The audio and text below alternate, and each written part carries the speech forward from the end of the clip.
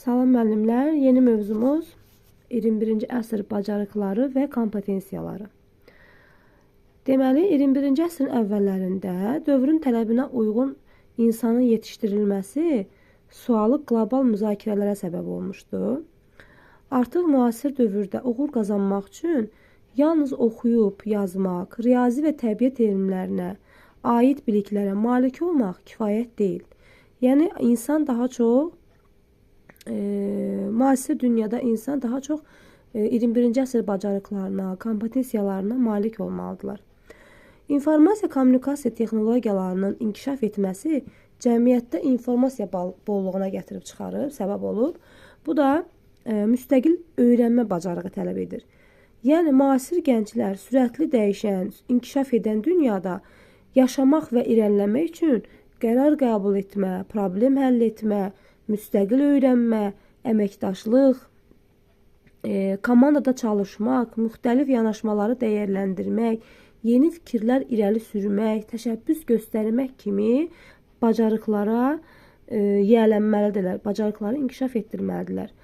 Deməli, bu cəmiyyətin gələcəyin inkişafı üçün dayanıqlığa şərait yaradır. Demək, müəllimlər, əmək bazarında əməyin demək, xarakteri dəyişibdir. Artıq əvvəllər insanın əl əməyinə, rutin işlərə daha çox ehtiyac var idisə, artıq günümüzdə, bugünkü dövrümüzdə, müasir dövrümüzdə iqtisadiyyat daha çox insan yaradıcılığına dayanan məhsul və xidmətlər hesabına inkişaf edir. Yəni, artıq biz İnsanlarda texnologiyadan istifadə, İKT-dən istifadə bacarıqları olmalıdır, innovasiyalara açıq olmalıyıq, çətin problemləri həll etməyi öyrənməliyik. Bunun üçün də 2006-cı ildə Avropa Şurasının 21-ci əsrin insanı üçün müəyyənləşdirdiyi kompetensiyaları var.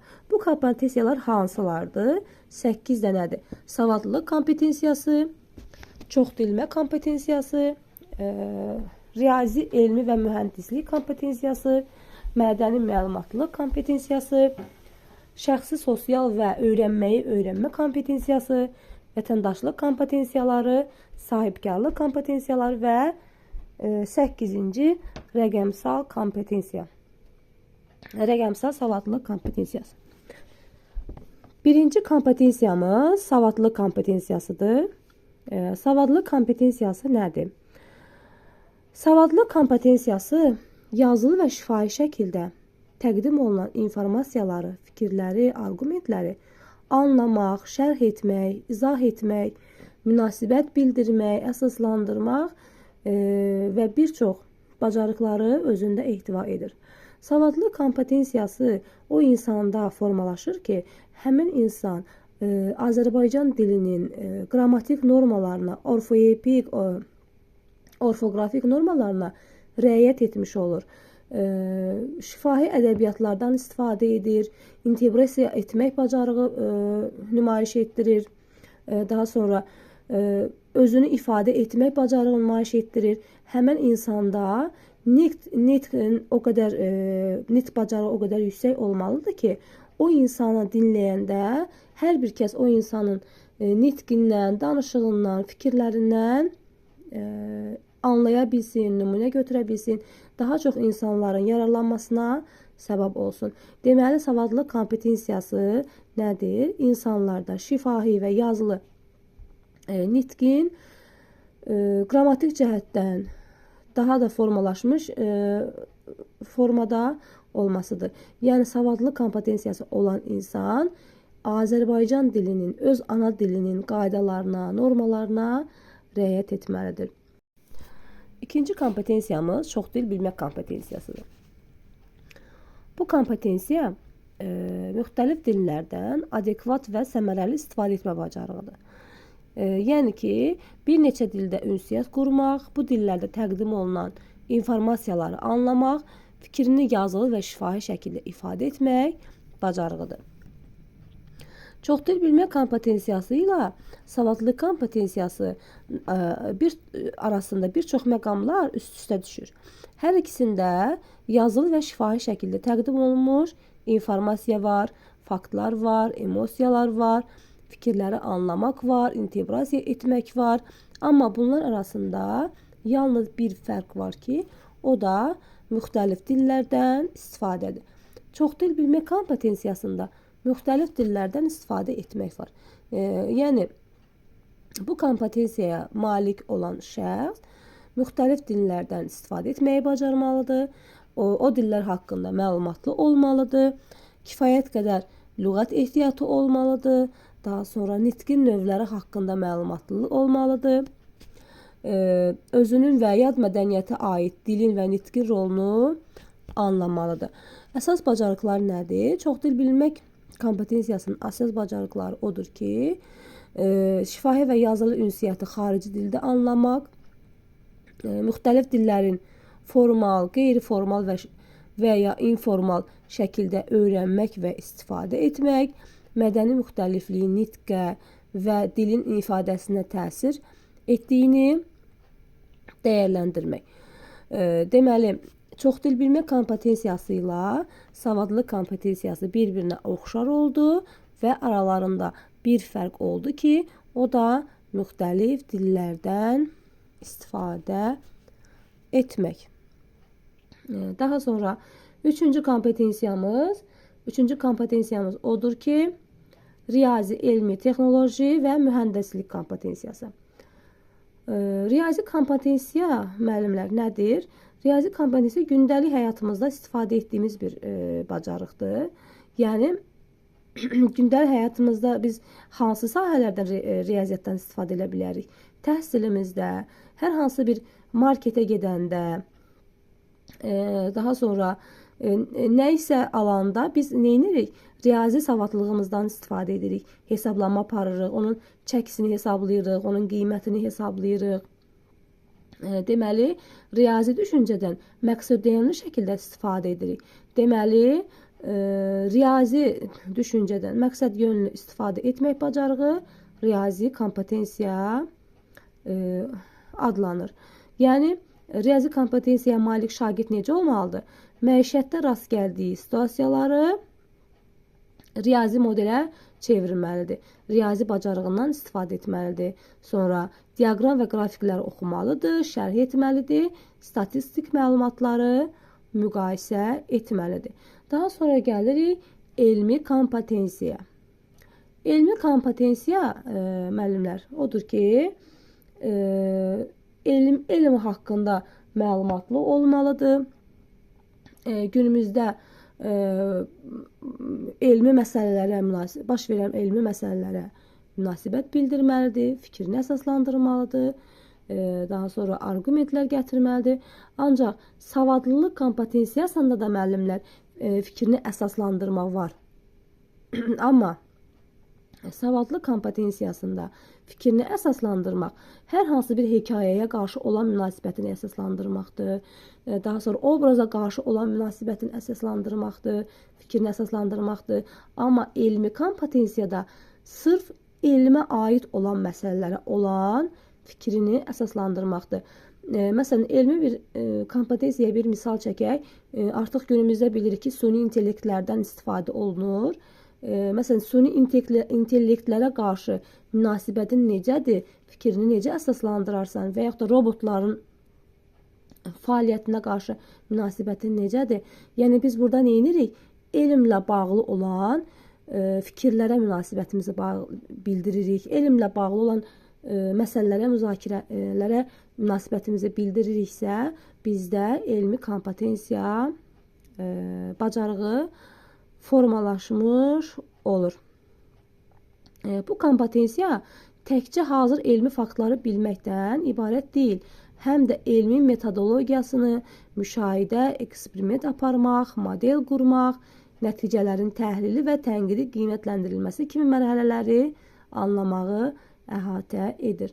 Daha sonra gəlir texnoloji və mühəndislik kompetensiyası. Texnoloji və mühəndislik kompetensiyası insanların ehtiyac və problemlərinə cavab verən praktiki həll yollarını tapmaq deməkdir. Yəni, insanların tələb və istəklərinə uyğun olan yeniliklərin və dəyişikliklərin yaradılması üçün bilik və bacarıqların istifadəsini özündə ehtiva edir. Yəni şagird öz ailəsi üçün yararlı, öz ailəsi üçün ailəsinin ehtiyacı olan bir problemi həll edirsə və yaxud da hər hansı bir qurğunu yaradırsa, modelini qurursa, demək burada şagird nə edir? Mühəndislik kompetensiyasından istifadə edir. Sonra və gəlirik müəllimlər. 4-cü kompetensiyamız rəqəmsal savadlılıq kompetensiyası. Rəqəmsal savadlılıq kompetensiyası rəqəmsal texnologiyadan öyrənmədə, işdə, şəxsi həyatda, məqsədə uyğun şəkildə, inamlı şəkildə, operativ və tənqidi yanaşaraq istifadəsidir. İnformasiya bağlı olduğu üçün informasiya savadlılığını da istifadə etməklə rəqəmsal məzmunun yaradılması, təhlükəsizliyin təmin edilməsi və problemlərin həllini ehtiva edir. Deməli, rəqəmsal savadlılıq kompetensiyasında İKT-dən istifadə var. İnsanlar anlamalıdırlar ki, rəqəmsal texnologiya ünsiyyəti, yaradıcılığı, innovasiyaları dəstəkləyir. Rəqəmsal texnologiyanın imkanlarını, məhdudiyyətini, nəticələrini və risklərini qəbul etməlidir. Yəni, bu nə deməkdir? İnsanlar rəqəmsal texnologiyalardan istifadə edərkən onlardan məqsədə uyğun şəkildə istifadə etməlidir. Özlərinə yararlı şəkildə istifadə etməlidir. Biz həmən texnologiyaların risklərini başa düşməliyik, onların məhdudiyyətini anlamalıyıq və öz kiber təhlükəsizliyimizi qorumalıyıq. Deməli, rəqəmsal savadlılıq kompetensiyası nə oldu? İnformasiya, kommunikasiya texnologiyalarından istifadə. Sonra keçirik 5-ci kompetensiyamız şəxsi, sosial və öyrənmə kompetensiyası.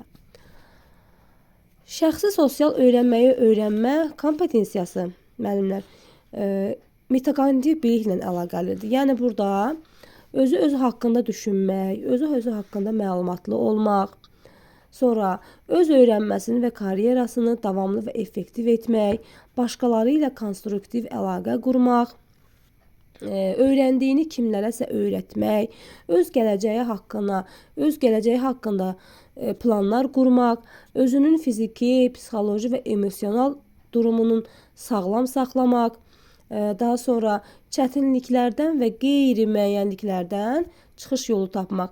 Şəxsi sosial öyrənmə kompetensiyasında ancaq özü haqqında məlumatlı olmalıdır. Başqaları ilə konstruktiv rəy qurmalıdır. Vaxtı və informasiyanı səmərəli istifadə etməlidir.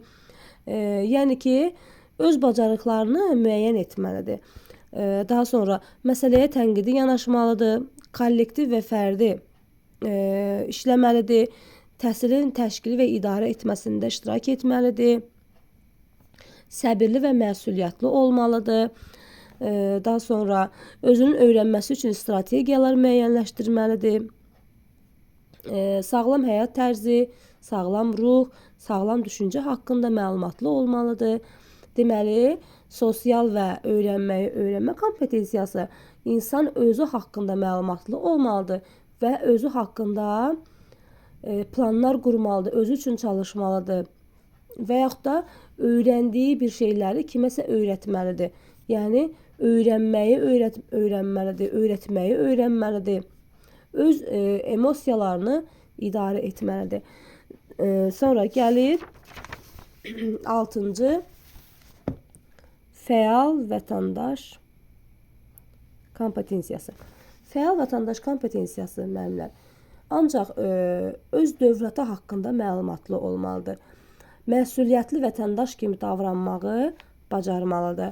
Dövlətin və ölkənin ictimai həyatında sosial, iqtisadi, siyasi konsepsiyalarını və strukturlarını nəzərə alaraq tam mənası ilə iştirak etmək bacarığı nümayiş etdirməlidir.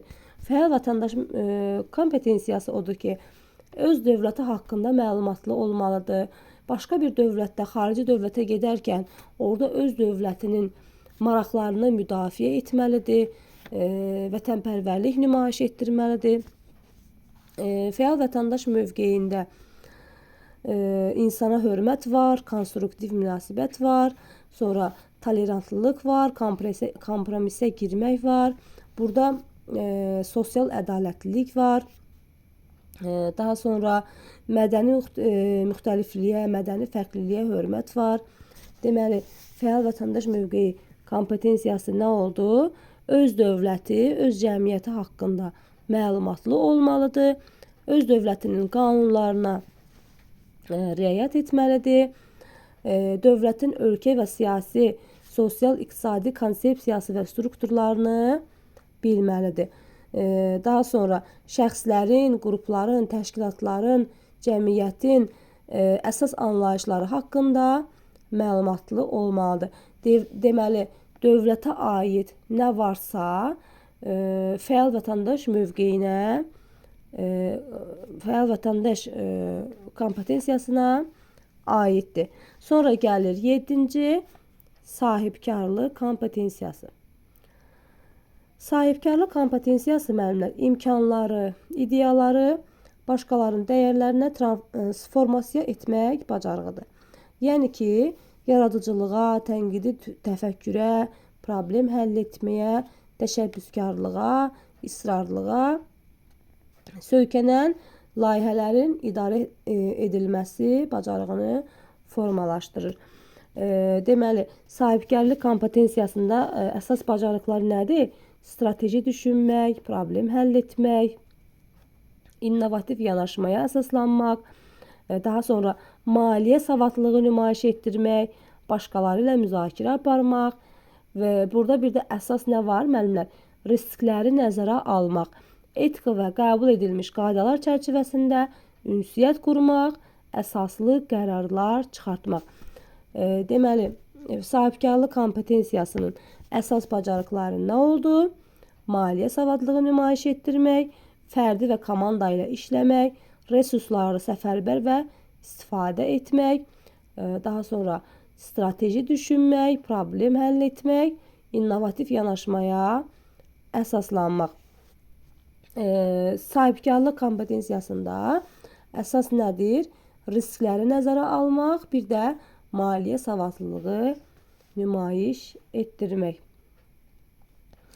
Sonra gəlir 8-ci və sonuncu kompetensiyamız mədəni məlumatlıq və özünü ifadə etmə kompetensiyası. Mədəni məlumatlıq və özünü ifadə etmə kompetensiyası özünün və başqalarının mədəniyyəti haqqında məlumatlı olmaq, başqalarının mədəniyyətinə hörmətlə yanaşmaq, öz mədəniyyətinə aid olan fikirlərin başqanın mədəni kontekstdə fərqli şəkildə ifadə oluna biləcəyini anlamaq və qəbul etməkdir. Öz mədəniyyətinə aid olan detalların fərqli mədəniyyətlərdə fərqli şəkildə istifadə olunmasını anlayışla qarşılamalıdır. Mədəni müxtəlifliyin əsas bacarıqları nədir? İdeyaları, fikirləri müxtəlif mədəniyyətlərə uyğun şəkildə ifadə etmək. Deməli, mədəni müxtəlifliyə, mədəni məlumatlılığı və özünü ifadə etmə kompetensiyasında digər xalqların mədəniyyətinə hörmət var, tolerantlıq var, maraq göstərmək var, dünyaya açıq olmaq var və fərqli mədəniyyətdə iştirak etmək istəyi var. Kompetensiyalar haqqında bu qədər müəllimlər.